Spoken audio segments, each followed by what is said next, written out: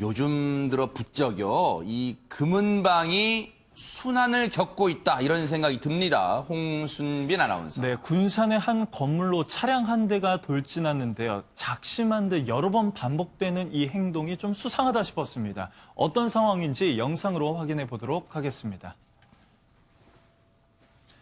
네, 차량 한 대가 군산의 한 건물로 돌진합니다. 이 차량이요, 이렇게 앞, 뒤로 움직이면서 건물 앞 강화 유리와 셔터까지 4차례나 이렇게 반복하면서 들이받고 있습니다. 여기가 좀 어딘가 보니까 화면 밑쪽에 금은 이제 귀금속 진열대가 보이는데요. 아하. 저 휘어진 셔터 밑으로 차에서 내린 남성이 이렇게 들어가는데 네. 저기가 어딘가 보니까 군산의 한 금은방이었습니다. 네. 그리고 남성이 진열되어 있는 금품을 주워 담기 시작하는데요. 아하. 불과 2분 만에 상당한 양의 귀금속을 훔쳐서 이렇게 다시 들어온 곳으로 빠져나가는 모습이 이 근처에 있는 국수집 CCTV에 포착이 된 겁니다. 지금 보면은 그 금은방 자체 CCTV뿐만 아니라 맞은편 가게에서의 CCTV에서도 고스란히 앞으로 갔다 뒤로 갔다는 모습이 고스란히 찍혀 있었는데 장희영 교수님 저 당시 상황 보면 저 차로 그냥 저 금은방 유리를 들이받은 거예요, 그러면? 그러네요. 대부분 우리가 금은방 뭐 절도 사건 이런 거 할 때는 어떻게 몰래 들어가서 그러니까요. 얼굴을 가린다거나 어떤 수법으로 뭐 절도를 했다 이런 이야기를 네. 했습니다만 이렇게 또 자동차라는 일종의 무기를 사용해서 이렇게 네. 절도하는 행각도 오랜만에 보는 것 같은데요. 지난 목요일 새벽입니다. 지난 11일 오전 2시 12분쯤에 지금 보신 이 장면이 바로 군산 시내 한 금은방에서 벌어진 일이고요. 아하. 왔다 갔다 하고는 있습니다. 무려 4차례 저 셔터와 유리문, 저 강화 유리인데 저걸 깰 정도로 심한 충격으로 저 차체로 이제 금은방에 네. 들어가서 문제는 절도 시간이 굉장히 놀라운데 불과 2분 만에 절도 행각이 벌어졌고요. 그래요? 그 짧은 시간 동안 귀금속을 훔친 그 금액은 4,600만 원여 정도가 되는 것으로 지금 경찰 조사 결과에 드러났습니다. 이거는 네. 다시 말하면 처음 초범이라고 하기에는 당연히 무리가 있고요. 아마 전문적인 절도를 한 사람이 아닐까라는 추측이 하하. 가능한 부분입니다. 불과 2분만이면요. 모르긴 몰라도 저곳이 뭐 이 민간업체, 민간방범업체 이 계약이 돼 있다 하더라도 현장에 출동해서 대처하기까지는 턱없이 부족했던. 그러니까 이 범행이 정말 순식간에 이루어졌다 이런 생각이 드는데 2분 만에 저 금은방을 털었으면 당연히 범인은 현장에서 도주를 했겠죠, 오윤성 교수님. 네, 그렇습니다. 왜냐하면 저것을 보니까 마치 이제 외국의 범죄 영화에서 그러네요, 보듯이 진짜. 그냥 그야말로 한 2분 만에 다 끝내버린 건데요. 네. 그리고 이제 현장에서 이제 도주를 하고 난 뒤에 저 범인은 자기가 체포되지 않도록 나름대로 머리를 많이 쓴 것 같아요. 어떻게요? 우선적으로 이제 저 차량을 이용을 해서 범행을 하게 되면 그 네. 차량 번호가 만약에 특정되면 금방 잡히게 아, 되겠죠. 그러네요. 그래서 이제 어떻게 머리를 썼냐 그러면 네. 부직포로 앞에 있는 그 저 차량 번호판을 가렸어요. 아하. 그리고 이제 그 이후부터 즉 네. 도주하는 그 순간부터는 저 차량을 이용을 한 것이 아니라 대중교통을 이용을 했어요. 네. 대중교통을 이용을 하면서 그리고 자신이 가지고 있는 이 휴대폰은 필요할 때만 쓰고 보통 때는 이제 꺼놓는 그런 방법을 사용을 했는데요. 네.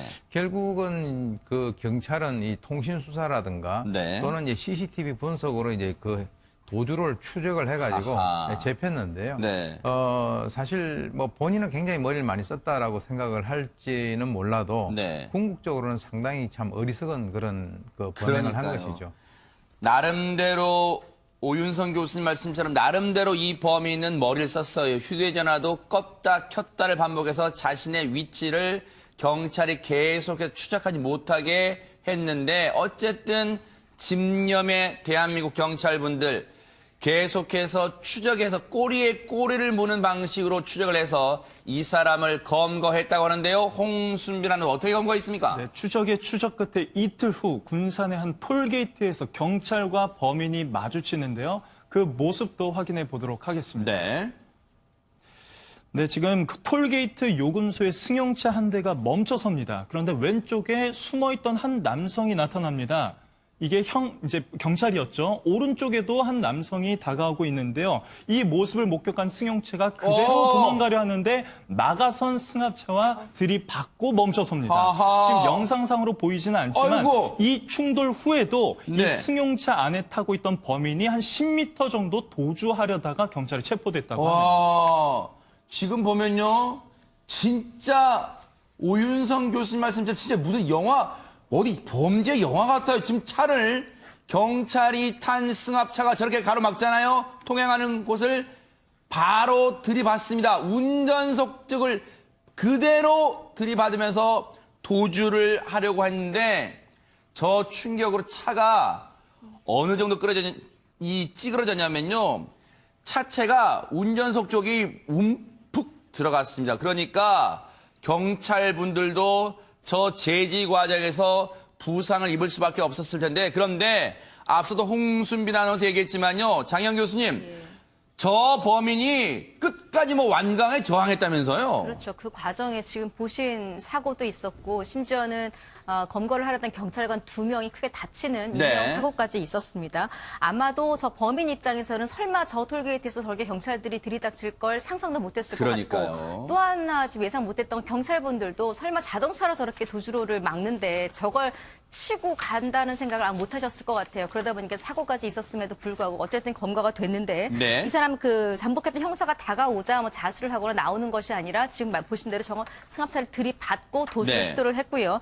이후에도 10m 이상을 도주를 하다가 결국은 경찰이 달려가 잡는 바람에 이제 검거가 됐지 사실은 극렬한 저항이라고 할 수가 있고 무엇보다 그 자동차라는 게 상당히 큰 무기가 될 수 네. 있잖아요. 전 더 큰 사고로 이어지지 않은 게 그나마 다행이라는 생각까지 듭니다. 앞서도 말씀드렸지만 나름대로 머리를 썼던 이 범인 사실은 위치, 행방을 추적하기가 쉽지는 않았을 겁니다. 경찰 얘기 들어보시고 이어가 보도록 하겠습니다. 렌트카를 타고 서해안 고속도로에서 이렇게 쭉 올라오는 정황을 우리가 포착했어요. 그래서 군산 IC로 들어올 거다 생각하고 동군산 IC하고 군산 IC하고 이렇게 저희들이 차단하고 있었어요. 걔가 이렇게 쭉 올라오더라고요. 이렇게 들어오더라고요. 그래서 걔가 오는 차를 IC 입구에서 막았죠. 요금 계산서 있는 데 있죠? 우리 차를 들이받은 거예요. 그 형사를 둘이가 타고 있었고 조금 다쳤어요. 근데 경상이고요. 크게는 안 다쳤습니다. 천만다행이에요. 경찰분들이 정말로 크게 다치진 않으셨다니까 천만다행인데요. 최명규 원장님, 저 순간에 차로 들이받을 생각을 하네요. 정말로 오싹하고 끔찍합니다, 진짜. 그러니까 우리는 전부 차량 충돌에 대한 어떤 두려움이 있어요. 그런데 이 범인은 보면은 충돌에 대한 두려움이 매우 낮아요. 네. 우리가 얼핏 생각하면은 차로 셔터문을 갖다 받아 첫 번째 범행이 누구나 할 수 있을 것 같지만 본인의 위험을 굉장히 감수해야 되는 범행이거든요. 아하. 그렇기 때문에 이 사람이 차량으로 나중에 도주할 때 차량을 갖다 들이받은 이 사람의 습성과 처음에 셔터문을 갖다 차량으로 들이받는 습성은 네. 연관되는 거예요. 그렇기 때문에 이 사람은 충돌에 대한 두려움이 굉장히 적고요. 아하. 어쩌면 그 충돌하는 거에 대해서 본인이 약간의 스릴을 갖다 느끼게 되는 부분도 있을 수 있고 그렇기 때문에 상당히 위험하고 다음에도 아마 이 범행에 대해서 대가를 치르고 나온 다음에도 차량 충돌을 이용한 범행을 또다시 저지를 가능성이 매우 높아요. 아, 보세요. 지금 저 피해를 입은 금은방의 모습 나오잖아요. 정말 아수라장됐어요. 그냥 뭐 그 강화율이 굉장히 두껍다는 거 여러분 아시잖아요. 근데 그 강화유리가 산산조각 날 정도로 작은 알갱이로 되잖아요. 저 보세요. 철제 셔터도 찌그러져 있고요. 저렇게 지금 유리 그리고 온갖 물건들 다 지금 어지럽게 널려 있습니다. 그만큼 순식간에 범행을 저지르고 도주를 했는데 그런데요.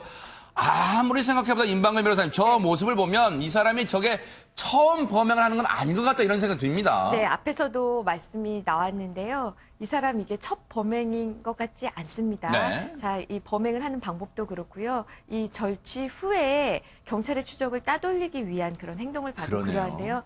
이 사람 알고 보니 출소한 지 석 달밖에 되지 않은 하하. 사람입니다. 올해 1월에 출소를 했는데요. 과거에 어떤 죄 때문에 그러면은 형을 살았냐? 징역 2년 6개월 실형을 살았는데요. 네. 그 마찬가지로 절도였습니다. 근데 그것도 이번 건과 똑같은 금은방 절도였습니다. 이야. 이 사람의 상습성을 우리가 의심해 볼 수 있는 그러니까요. 출소 석 달 만에 또 이런 범죄를 저질렀습니다. 그러면 양심이 정말 이만큼이라도 있다면 오윤성 교수님 이제 경찰에 검거됐으니까 다 털어놨겠죠? 그렇지 않았습니다. 아, 그래요? 예. 지금 이제 보게 되면 저 사람은 이제 그 어떤 금은방과 연관돼 가지고 이제 수법이 저렇게 되기 때문에 네. 경찰의 입장에서는 이제 수법 수사를 하게 되는데요. 아. 근데 이제 이렇게 보통 일반적으로 이제 범죄자들이 자신의 범행에 대해서 얘기를 할 때, 교도소 같은 데서 자기 주위 동료들한테 얘기할 때는 좀 과장되게 얘기하는 경우가 있고, 경찰에 이렇게 그 체포되고 난 이후에 자신의 그 범행은 축소를 시키는 그런 어떤. 반대네요, 진짜. 네, 그렇습니다. 그래서 이제 본인이 뭐라 그랬냐면 최초에 저 범행과 연관돼 가지고 금은방 주인이 140여 점을 분실했다. 네. 절도를 당했다라고 얘기를 했는데 네. 이 범인이 그 체포당할 당시에 50점을 갖고 있었거든요. 아하. 그러면서 뭐라고 얘기를 하냐면 나는 60점 정도를 훔쳤다. 네. 그래서 한 10점 정도를 지금 판 상태다라고 해가지고 지금 네. 사실 그 도난 품목의 숫자보다는 약 2분의 1 이상으로 이제 줄였어요. 네. 그래서 지금 경찰은 이 50점을 일단 압수를 하고 과연 어디에다가 팔았는가라고 네. 하는 것과 연관해서 사실관계를 확인 중에 있습니다. 아하. 지금 어쨌든 자기의 죄값을 조금이라도 줄여볼 요량으로 아니 그 피해당한 이 귀금속 품목은 귀금속 주인분이 더 잘 아시겠죠. 그런데 그만큼 훔치지 않았습니다라고 지금 경찰 수사 과정에서는 항변하고 있다는 거예요. 이 임방글 변호사님, 네. 죄질도 상당히 안 좋다는 생각도 듭니다. 저 도둑이요. 지금 이 상황만 보면은요, 굉장히 중형이 예상이 되는데, 네. 우선 차량을 들고 밤에 네. 금은방을 부수고 안에 들어갔잖아요. 이제 특수절도인데, 아하. 특수절도가 법에서 정한 형만 봐도 1년 이상 10년 이하의 징역이거든요. 네. 근데 이 사람 아까 말씀드렸잖아요. 형 다 살고 나온 지 석 달밖에 되지 않은 그러니까요. 사람이에요. 누범 기간이거든요. 그럼 장기가 2배로 늘어나고요. 그 전에 이 사람 상습이기 때문에 또 2분의 1이 늘어납니다. 아. 자, 이렇게 상습 특수절도에 플러스 아까 승합차 그냥 들이받았죠. 네. 그 안에 형사 2명이 있었는데 2사람이 다쳤다고 하거든요. 아하. 완전히 고의범이에요. 이거는 차량을 이용해서 공무집행을 방해한 것이기 때문에 아. 특수공무집행 방해에다가 또 형사들이 다쳤기 때문에 특수공무집행 방해 치상입니다. 이럴 경우 또 법에서 정한 형은 징역 3년 이상이에요. 네. 그렇기 때문에 굉장히 중형이 예상되고요. 네. 지금 경찰도 뭐 구속영장을 신청하겠다고 하는데 네. 구속될 가능성도 상당히 높아 보입니다. 네. 걱정되는 건 앞서도 오윤성 교수님 말씀하셨지만 교도소를 가게 됐을 때 가고 나서 반성하고 나오는 게 아니라 개과천선돼서 나오는 게 아니라 거기서 또 다른 수법 그리고 이번에 정말 자기가 운이 없어서 검거됐다는 생각을 할까 봐 그게 오히려 걱정이 됩니다. 아, 이거 진짜 난데없는 봉변이다. 이럴 때 쓰는 말일까요? 홍순빈 아나운서. 네, 부산의 한 아파트에 사는 이 남성은 여느 때와 다름없이 쓰레기를 버리고 집으로 올라가던 길이었는데요. 정말 전혀 예상치 못한 상황에서 이런 봉변을 당했습니다. 어떤 상황인지 영상으로 확인해 보도록 하겠습니다. 네, 아파트 승강기 안으로요, 견주와 커다란 개 2마리가 들어옵니다. 지금 이 개는요, 거의 몸집이 주인만 해요. 근데 아하. 이 주인이 뭐 개의 머리를 쓰다듬고 이 등을 쓰다듬으면 또 별다른 반응은 보이지 않다가 문이 열리는 순간 어딘가로 돌진하는데 갑자기 이 한 남성이 초록색 겉옷을 입은 남성이 고통을 호소하면서 바닥에 쓰러집니다. 고통이 상당히 컸는지 쉽게 일어나지 못하고 있는데요. 문 밖에서 견주는요, 이 남성, 쓰러진 남성의 상태를 살피면서 이 개를 좀 이렇게 타이르는, 살짝 치면서 타이르는 듯한 모습을 확인해 볼 수 있었습니다. 네. 저 남성이 입은 피해는 상당했는데요. 네. 지금 몸 길이 95cm에 몸무게 45kg의 저 개한테 신체 주요 부위를 물려서 고통을 호소하고 있었습니다.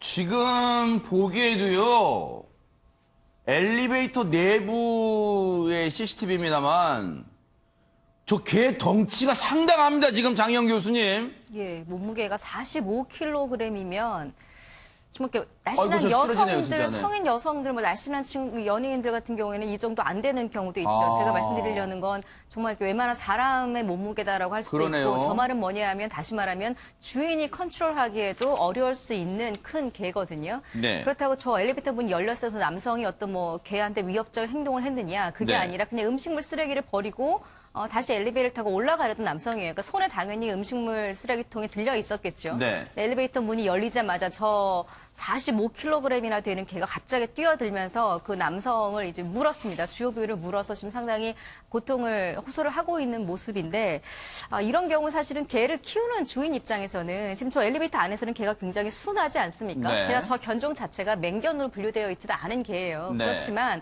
개의 습성상 자신보다 작은 크기의 어떤 눈높이에 움직이는 물건 혹은 사람이 그걸 손에 들고 있다라면 순간적으로 그걸 흉기나 이런 것들을 인식할 수가 있거든요. 그래서 네. 아무리 순한 개라도 공격성을 보이는 경우가 있는데 게다가 음식물 쓰레기통이라면 냄새도 많이 나잖아요. 개들이 또 워낙 후각에 민감하기 때문에 저런 사고를 저는 주인이 아무리 순한 개라도 예견할 수는 있었을 것 같은데 너무 부주의했다라는 생각이 좀 듭니다. 네. 저 피해를 당하신 분은 지금 상당한 부상을 입었고요.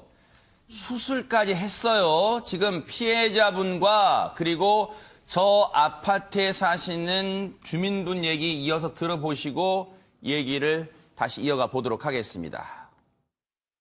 그대로 딱 쓰러졌는데 너무 아픈 거예요. 그래갖고 막 일단 저는 급박한 상황이고 5분 동안 제가 바닥에 엎드려가서 이제 무섭죠. 당연히 무섭죠. 쫓기는 개들도 하고 달라들면 막 무서운데 일단은 주민분들 얼마나 무서울 거예요. 저게 만약에 나라면 내가 저런 피해를 당했다면 하는 그런 오싹함이 들 거 아니에요. 그런데 지금 홍순민 아나운서 지금 저 개가 맹견으로 분류는 안 됐다고 하는데 지금 덩치가 보세요. 길이가 95라는 것은 가로 길이만 말하는 거. 근데 높이도 있을까? 이건 덩치가 크잖아요. 지금 CCTV만 봐도 무슨 종입니까, 저 개가? 이 개가 올드 잉글리시 쉽 독이라는 개라고 합니다. 뭐 그런 종도 있어요? 하는데요. 네, 네. 상당히 몸집이 큰 개였습니다. 길이 95cm에 몸무게 45kg이었는데요. 지금 엘리베이터 영상을 보시면 이렇게 큰 개임에도 불구하고 입마개를 하고 있지 않았습니다. 네. 왜 그런가 보니까 이 개는요, 맹견류로 분류되지 않기 때문에 입마개를 뭐 필수적으로 착용할 필요는 없는 상황이었다고 하네요. 자세한 얘기 제가 진행을 해보면서 이야기하겠지만요. 참 안타깝습니다. 그런데 오윤성 교수님, 남성의 피해 구체적으로 어느 정도입니까, 지금? 지금 이제 저 필름을 보셔서 아시겠지만 바로 이제 공격을 해가지고 남성의 주요 부위를 물었다는 거예요. 아이고. 그래서 지금 이제 그 나중에 병원에 가가지고 이제 보니까 이 그 대형견의 송곳니 4개의 자국이 거기 남은 거예요. 그래서 이제 후송이 돼가지고 봉합 수술을 받았고요. 그리고 이제 이 병원에서는 뭐 생명에는 지장이 없지만 사실 저런 어떤 피해를 당한다면 저게 이제 어떤 신체적인 상처는 금방 나을 수 있지만 정신적인 그 트라우마 같은 경우는 굉장히 오래 갈 겁니다. 네. 어렸을 때 이 개에게 한번 물린 적이 있는 사람은 평생 동안 그 개만 보면 굉장히 그 두려워하거든요. 네. 저 정도의 크기 같으면은 상식적으로 아파트에서 좀 키우는 것이 저도 네. 이제 뭐 개를 싫어하는 편은 아닌데 네. 저 정도 크기가 같은 엘리베이터 속에 있으면 상당히 좀 어떤 위협을 느낄 수 있지 않느냐. 네. 지금 이제 이 피해자 같은 경우는 이제 비뇨기과에서 지금 그 치료를 받고 있는데요. 세상에. 지금 진행 사항은 좀 더 두고 봐야 되겠다 이렇게 얘기를 하고 있습니다. 봉합 수술까지 받아야 할 정도였대요, 세상에. 다행히 그 외에는 뭐 생명에는 지장이 없는 상황. 앞서 인터뷰도 할 정도였으니까요. 그런데 최명기 원장님, 진짜로 난데없이 그리고 무방비 상태로 갑작스럽게 공격당했어요. 정신적 충격 클 것 같습니다.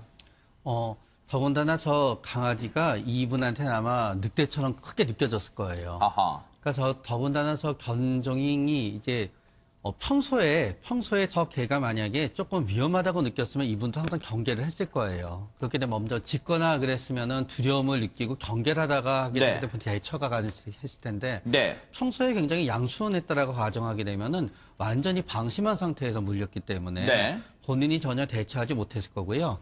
이 개의 이름을 보다가 보면은 이름은 기지만 결국 십독이라는 건 뭔가 양치기 개인 거예요. 아하. 그렇기 때문에 저 강아지의 어떤 그 견종은 양치기계에 해당되는 성품이 있어요. 네. 이유 없이 남을 갖다 막 이렇게 먼저 자극하거나 그러진 않지만 반대로 양치기계는 머리가 좋기 때문에 양을 잘 몰아야 되는 특성이 있는 반면에 또 네. 양치기계한테 필요한 특성은 뭔가 하게 되면은 누군가 우리 양을 갖다 뺏어가려고 하거나 우리 양을 공격하려고 하면 또 그때는 공격할 수도 있는 거거든요. 아하. 그렇기 때문에 방심한 상태에서 갑자기 공격을 당했고 아마 상당 기간 트라우마가 있을 거라고 생각이 돼요. 이번 사건이 벌어진 이후에 임방글 변호사님 개 주인 견주도 경찰 조사를 받아야 될 거 아니에요. 근데 경찰 조사에서 어떤 얘기를 했을까 궁금합니다. 아마 좀 많은 분들이 예상하셨던 답일 수도 있는데, 순둥이라 그 전까지는 사람을 공격한 적이 없다. 그러니까 한마디로 본인의 그 애완견은 다른 사람을 이렇게 공격한 적이 없는 순한 개인데, 네. 근데 예전에 아파트 주민이 그 음식물 쓰레기통으로 그 개를 위협한 적이 있대요. 그러니까 그 개는 그 음식물 쓰레기통에 대한 어떤 공포감이 있겠죠. 근데 또 그 음식물 쓰레기통을 보니까 너무 놀라서 공격적으로 변한 것 같다라고 하면서 본래 이 개는 굉장히 순한 개다. 이런 점을 좀 강조를 했습니다. 참 글쎄요. 대한민국이 지금은 애완견, 애완묘 인구 1000만이 넘는다는 그런 나라예요, 지금. 제가 이런 발언을 하게 되면 아마 저한테 수많은 비난이 쏟아질 걸 감수하고 제가 말씀드릴게요. 이렇게 하는 거 아니에요. 우리 개는 안 물어요. 이런 거 안 통합니다. 어떻게 자기는 주인이니까 안 물겠죠. 우리 개는 안 물어가 어떻게 일반인한테 통행될 수 있겠습니까? 최명기 원장님. 글쎄 말이에요. 저게 우리 개한테 굉장히 충성스럽다는 게 반대로 개가 우리 주인을 누군가 공격하는 거로 상황을 오해했을 때는 굉장히 오히려 공격적으로 바뀔 수도 있는 거예요. 그렇기 네. 때문에 나한테 충성스럽다는 거에 대해서 굉장한 과시감이 있는 대신 나에 대한 충성심이 다른 사람들에 대한 어떤 공격성으로 이어지지 않을까에 대해서도 항상 조심하고 주의해야 되는 마음이 동시에 있어야 된다고 생각해요. 저는 실제로 최근에 그런 일 겪었어요. 진짜로. 제가 길을 가고 있는데 물론 개가 등치가 크고 작고 그런 걸 떠나서요. 개는 늑대과입니다. 개는 본성으로 공격성이 있어요. 그런데 그 개가 저를 보고 으르렁거리며 달려들려고 할 때 저는 얼마나 위협을 느꼈겠어요. 그런데 그 개의 주인이 할 말이 뭔지 아세요? 저한테 사과하는 게 아니라 개한테 안 돼. 그러고 그냥 갑니다. 제가 황당했어요. 이게 정상적인 애완견을 키우신 분들의 정상적인 태도인가요? 사과가 선행돼야 되는 거 아니에요? 저는 그걸 2차례나 최근에 겪었습니다. 이틀 연속이요. 저는 그래서 제 개인적인 감정도 있지만 지금 이 피해를 당하신 분의 감정 저는 충분히 공감할 수 있어요. 입마개 하는 그런 반드시 입마개를 해야 되는 건 아니지만 이 견종이요. 어쨌든 공동생활구역 아파트에서 조심해야 되는 거 아닙니까?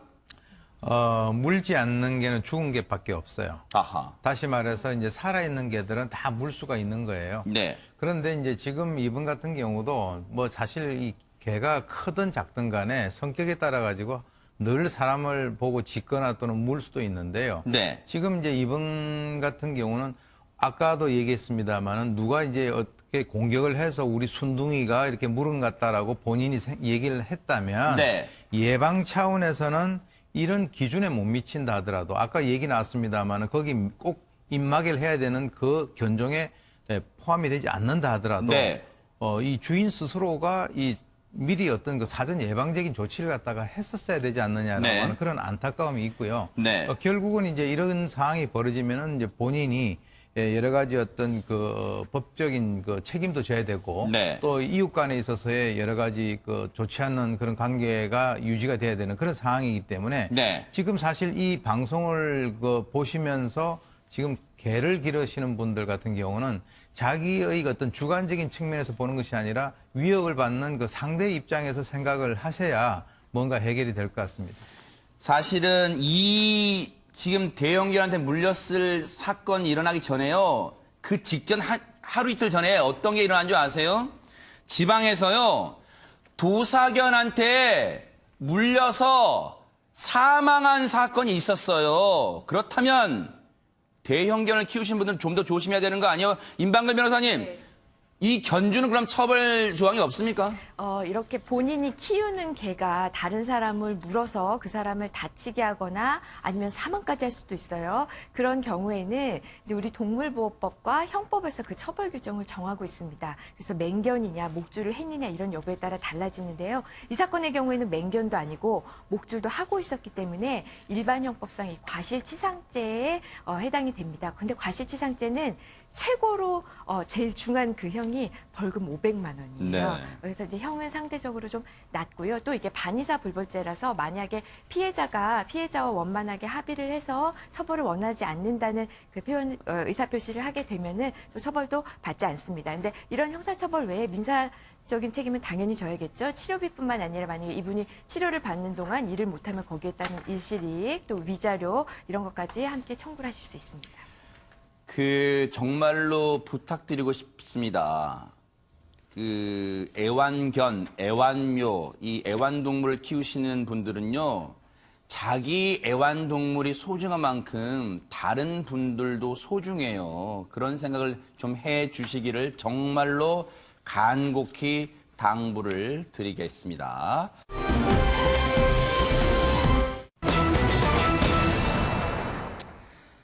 정준영 씨 얘기를 안 해볼 수가 없는데요. 새로운 얘기가 또 나왔습니다. 장희영 교수님.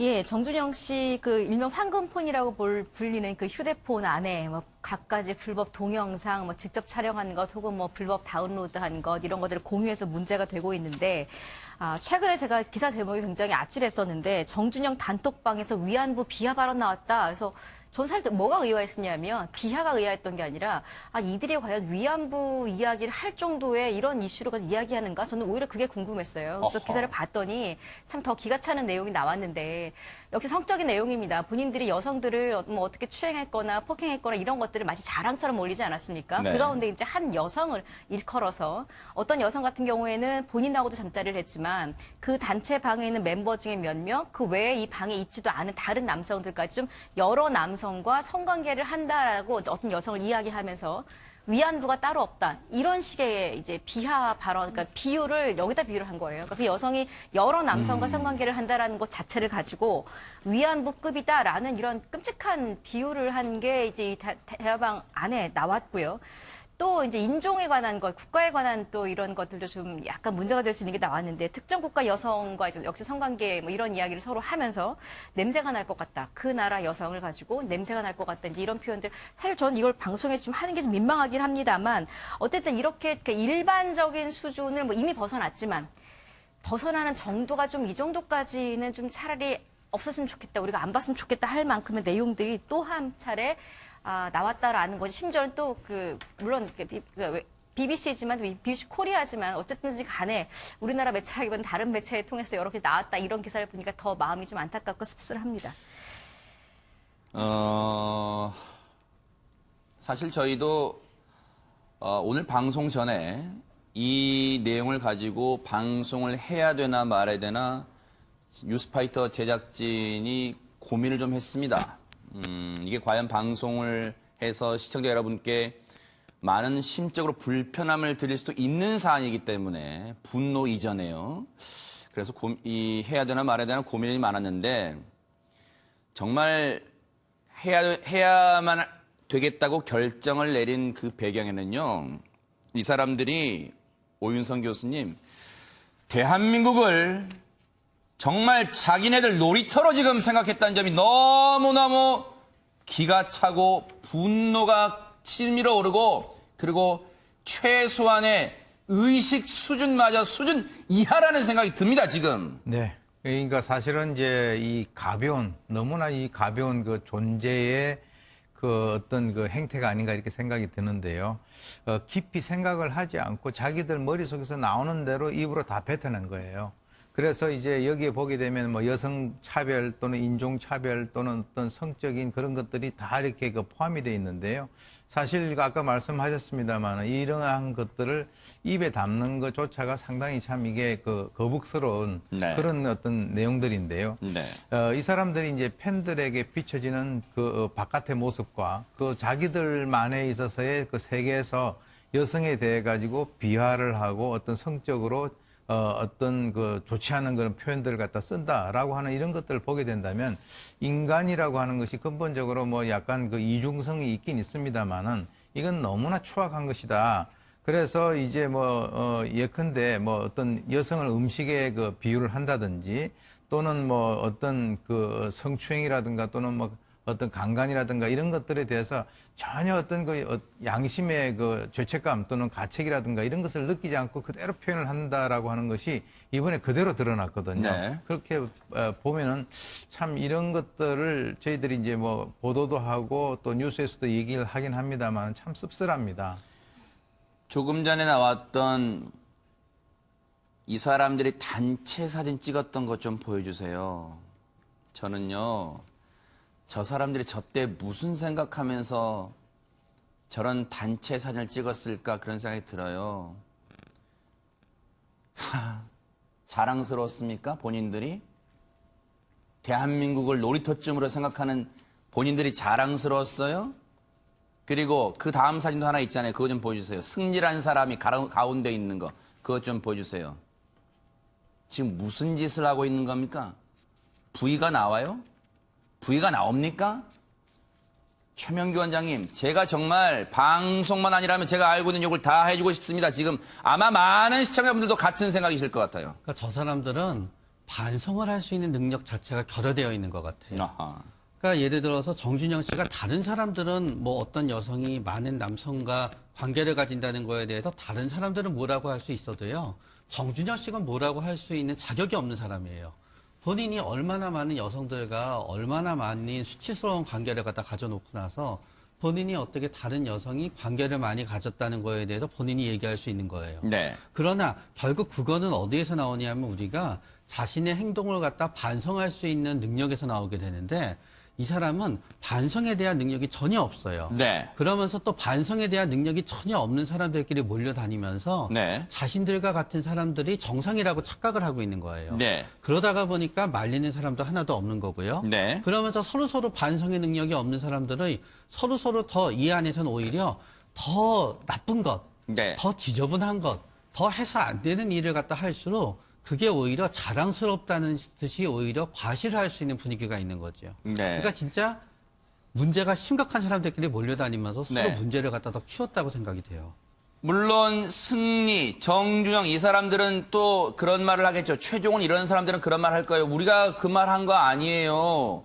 거기 대화방에 있던 어떤 사람이 말한 거예요 하겠죠. 그런데 더 나빠요. 그런 말을 버젓이 듣고도 아무도 제지하지 않고 아무도 비판하지 않고 아무도 단속시키지 않았어요. 그게 더 나쁜 걸 수도 있는 거예요. 한통속인 거예요. 홍순빈 아나운서, 이 대화방에 대체 어떤 사람들이 있었습니까? 이 승리 씨와 정준영 씨 등의 대화 기록을 최초 이 공익위에 신고한 방정현 변호사에 따르면 해당 대화방에는 총 8명이 있었고요. 이 중 2명에서 3명이 실질적으로 이 영상물을 올렸다고 합니다. 참, 이 중에 실질적인 영상 올린 사람이 2-3명 있다. 다른 사람은 그걸 보기만 하고 했다 하더라도 그건 더 앞서 말씀드렸죠. 더 나쁜 거예요. 그리고 거기에 대해서 앞서 여러 차례 뉴스파이터에서 전해드렸지만 자기들끼리 마치 여성에 대해서 상품하듯이 발언하고 무슨 품평에 상품에 대한 평가를 한 것처럼 발언도 했잖아요. 그런데 임방글 변호사님, 네.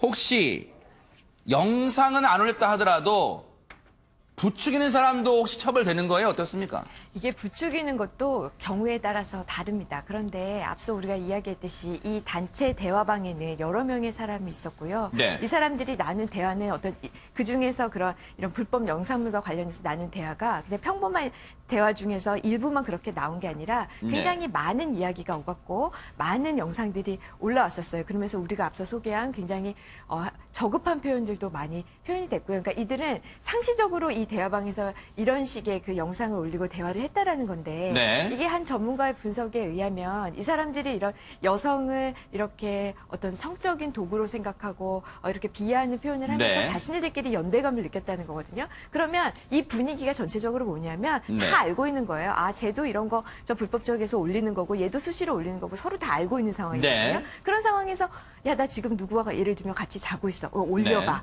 라고 하는 게 단순히 올려라가 아니라 찍어서 올리라고 이거 어떻게 보면 공범이라고 볼 수도 있거든요. 이 분위기상을 보면은. 네. 그렇기 때문에 여기서 단순히 두세 명만 올리고 나머지는 그냥 올린 거 저희는 보기만 했어요. 라고 이야기하기에는 이 단체 대화방의 분위기가 전부 다 공범으로도 볼 수 있는 이런 상황이기 때문에 이때 올려라라고 한 사람에 대해서도 저는 공범으로 처벌할 수 있을 것 같습니다. 네.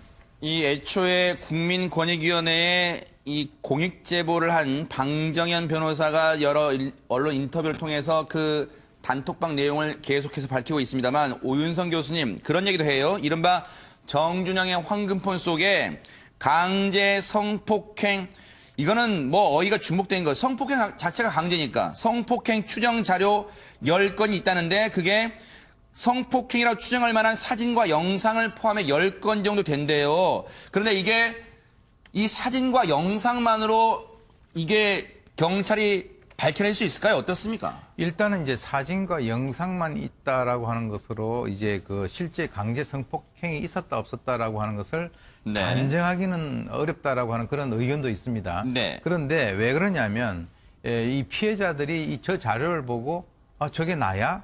라고 이제 그 얘기를 하고 있고. 네. 그리고 당시의 상황이 전혀 기억이 안 난다는 거예요. 네. 왜냐하면 이제 약물 같은 걸 사용을 했지 않았겠습니까? 네. 그래서 아까 말씀하셨던 그 방 네. 변호사가 네. 이 피해자들하고 접촉을 해가지고 네. 지금 이제 이 기억이 안 난다 하더라도 그게 자신이라고 하는 것을 확인을 하고 난 이후에요. 네. 그래서 이제 카카오톡에 나와 있는 그 일부 인원들에 대해 가지고는 이제 정식으로 특수강간 혐의로 경찰에 고소를 하기로 한 것으로 알려져 있기 때문에 네. 지금 이제 그 정상적인 어떤 사법 절차가 이루어질 것으로 그렇게 예상이 됩니다.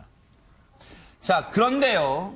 사실 여러 차례 그런 말씀 드립니다만 임방글 변호사님, 경찰이 지금 이렇게까지 자료를 확보할 수 있었던 데에는 어떻게 보면 정준영 씨 때문이었다 이런 말도 나온다는데 이게 무슨 의미일까요? 이게요, 이 단체 대화방에 있는 사람들 입장에서는 정준영 씨 때문이고요. 이게 그 외의 사람들은 정준영 씨 덕분에 이 사건이 다 드러나게 된 겁니다. 네. 이게 왜냐하면 이 단체 대화방에서 여러 가지 대화가 오갔잖아요. 근데 주기적으로 네. 이 가수 승리 씨가 자, 단톡방을 없애자 이런 표현을 합니다. 단톡방을 없애자라는 표현은 뭐냐면 그 단체 대화방에서 모두가 나가면 전부 다 그 방에서 나가면 그 방 자체가 없어지는 거예요. 아하. 그럼 왜 이렇게 없애느냐? 이 그 통신사가 이 모든 대화를 보관할 수는 없다고 합니다. 그래서 이 모든 멤버가 그 단체 대화방을 다 나갈 경우에는 이 복구가 나중에 불가능하대요. 대화 기록이. 그래요? 그래서 주기적으로 여기 멤버들이 전부 다 단체 대화방을 나오면 지금까지 나눴던 굉장히 부적절한 대화들이 모두 기록이 사라지게 되겠죠. 아. 그래서 이 승리 씨의 제안에 따라서 모든 사람들이 나갔는데 네. 이 정준현 씨만 나가지 않았던 거예요. 아하. 근데 정준현 씨 핸드폰에 있는 그 기록들이 모두 복구가 돼서 지금 드러난 거잖아요. 거기에 보니까 정준현 씨가 나가지 않았기 때문에 그 기록들이 모두 남아 있었던 것이고, 그래서 단체 대화방 이 멤버들 입장에서는 정준현 씨 때문에 자신들의 이 범행에 다 발각이 나게 된 거죠. 그래서 그런 말이 나오는군요. 그러면 최명기 원장님, 정준영이라는 사람은 왜 나가라는 승리의 지시에 나가지 않았을까요? 그 카톡에 있는 내용 중에 본인의 입장에서는 간직해서 보고 싶었던 내용이 있을 수도 있고요. 네. 또 예를 들어서 이게 오프라인이랑 똑같아요. 예를 들어서 네. 범죄자들이 튀어 그랬을 때 튀지 않고 꼭 이렇게 남는 사람들이 있게 되는 건데 네. 결국은 승리가 지시를 했잖아요. 네. 네가 뭔데? 라고 생각이 들면서 무시했을 수도 있고요. 또 우리가 그 딴짓하다가 부주의해서 남들 다 저기 갔는데 혼자만 여기 남는 경우 있잖아요. 네. 본인이 이것도 그날 전부 다 방폭을 지시하면 방폭을 해야 되는데 다음 해야지 딴짓하다가 잊어먹었을 수도 있고. 아하, 그럴 수도 있겠어요. 그래서 부주의해서 그랬을 수도 있고 네. 충동적이어서 그랬을 수도 있고 승리 씨에 대한 어떤 나를 무시해라는 느낌이 있어서 그럴 수도 있고 네. 본인한테 소중한 것이 소중하다는 표현은 안 좋죠. 네. 본인의 입장에서 다시 보고 싶은 어떤 그런 영상이 있었기 때문에 그랬을 수도 있어요. 네. 물론 추정입니다만 어떤 이유인지는 모르겠어. 어쨌든 남아있다가 이렇게 지금 오히려 이게 이런 몹쓸 짓이 만천하에 드러나게 된 거예요. 그런데 그런 얘기도 할 수 있겠네요. 승리라는 사람은 2달 만에 한 번꼴로 방폭, 이른바 단톡방을 해체하는 이 작업을 했다는 것은 뭔가 본인이 볼 때에도 뭔가 문제될 만한 내용을 단톡방에 공유하고 있었다는 걸 알고 있었던 건 아닐까요? 승리 얘기를 자연스럽게 해보도록 하겠습니다. 승리가 받고 있는 혐의 중에는 성매매 알선 혐의가 있는데 관련해서 영상 먼저 보시고 이어가 보도록 하겠습니다. 성매매 알선 혐의 인정하십니까? 성매매 알선 혐의 조사 중에 인정하셨습니까? 수사 결과를 기다리시기를 저희 이제 제 입장을 전해내서 말씀드리겠습니다. 일단은 승리라는 사람은 성매매 알선 혐의 인정하냐는 질문에 묵묵부답이었고 지난 2일 날에는 수사 결과를 기다려달라.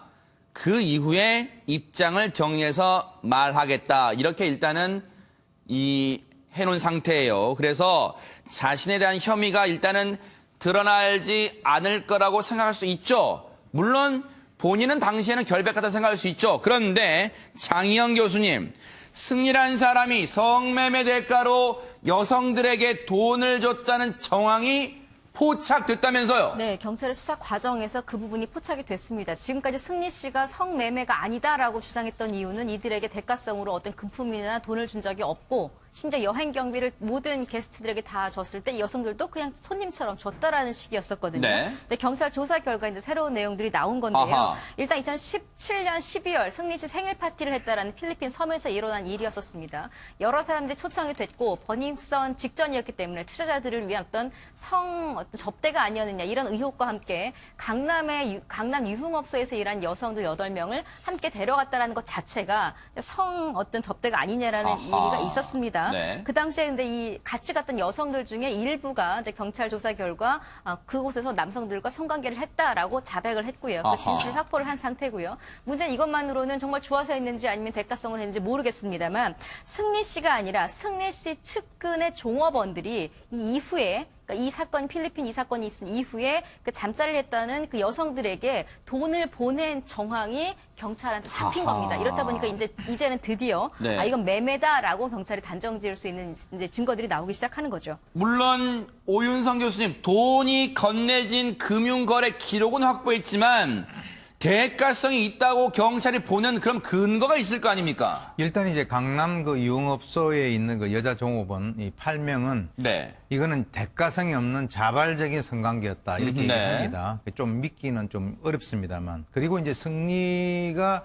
얘기를 하는 것도 내가 이제 사실 이 여성들뿐만 아니라 다른 사람들의 그 여행 경비도 전부 다 내가 다 부담을 했다. 네. 굉장히 돈이 많은 것 같은데요. 네. 그런데 지금 이제 경찰에서 이제 확인을 해보니까 그 계좌로 넣어준 돈 같은 걸 보니까 이게 비행기표 값이라든가 하는 이 여행 경비로만 보기는 상당히 어려운 그 액수는 지금 나오지 않았습니다만. 근데 이거는 여행 경비의 어떤 수준을 좀 넘어선다라고 이제 판단을 하고 있는 것이죠. 네. 그래서 경찰은 이거는 여행 경비를 뭐 이렇게 그 승리라고 하는 사람이 뭐 좀 대신 대준 것이 아니라 네. 성매매의 대가로 볼 만한 그런 그 액수라고 판단을 하고 있는 네. 거예요. 네. 그리고 이제 중요한 것이 지금 이제 이 승리가 다른 사람들의 여행 경비를 다 전부 다 돈을 댔다라고 하는데 그렇다면 이 팔라완에서 있었던 이 생일 파티에 있어서의 이러한 돈이 과연 어디에서 나온 것인가라고 하는 이 출처를 캐는데 경찰은 수사력을 집중을 하고 있습니다. 네. 그런데요, 임방글 변호사님, 이 혐의, 성매매 알선 혐의에 대해서 경찰이 구속영장 신청까지 지금 고려하고 있다는 것은 뭔가 경찰이 볼 때는 혐의를 입증할 만한 근거 자료가 많이 확보됐다는 걸 의미할 수 있을까요? 어떻습니까? 네, 우선 지금 이야기가 나오는 거는 성매매 알선이죠. 네. 지금 그 팔라완에서 있었던 그 승리 씨의 그 생일 파티에 유흥업소 여성들을 동원해서 이제 성매매 알선을 했다라는 혐의가 하나 지금 있었고요. 요거에 대해서는 이제 경찰 수사 결과 아까 말씀하신 대로 어떤 증거자료 혐의를 입증할 수 있는 증거자료를 네. 마련한 것으로 보이고요. 그 외에도 승리 씨가 이런 성매매 알선으로만 사실 지금까지 조사를 받아온 것은 아니거든요. 아하. 팔라완 여행 때, 즉 팔라완 생일 파티 때 굉장히 우리가 말씀드린 대로 참가자들의 여행 경비 다 대줬죠. 네. 그 안에서 있었던 그 숙박업소 비용이며 해서 굉장히 많은 비용이 들었는데 이 비용은 그럼 또 어떻게 조달했을까? 한 5억, 6억 들었다면서요? 그러니까 네. 이런 얘기들은 또 이제 횡령 혐의들이 업무상 횡령 이야기들도 아, 나오고 있고요. 네. 그 외에도 뭐 이미 본인이 인정을 했던 뭐 식품위생법 위반도 있고요. 네. 또 그 외에 그럼 아까 말씀드린 그런 불법 촬영물을 유포하는데 어느 정도 또 관여됐는지 혐의가 상당히 굉장히 많습니다. 네. 이런 혐의들이 어느 정도 정리가 된 다음에 함께 영장을 신청할 것으로 보입니다. 어쨌든요. 6월까지는 일단 군 입대가 한 차례 연기됐어요. 그런데 한 차례 더 연기할 수 있다고 하니까 승희라는 사람은 혹시라도 숨기고 있는 게 있다면 아직 단정하진 않을게요. 숨기고 있는 게 있다면 지금이라도 깨끗하게 다 경찰에 털어놓기를 바랍니다. 왜냐하면 6월까지 입영 연기 된다 하더라도 또 한 차례 연기해서 계속해서 지금 캐 물을 수밖에 없어요. 왜? 저희가 캐묻고 싶은 게 아니라요. 이미 많은 시청자분들, 국민 여론이 승리라는 사람한테 주목되어 있다는 점 명심하시기 바랍니다.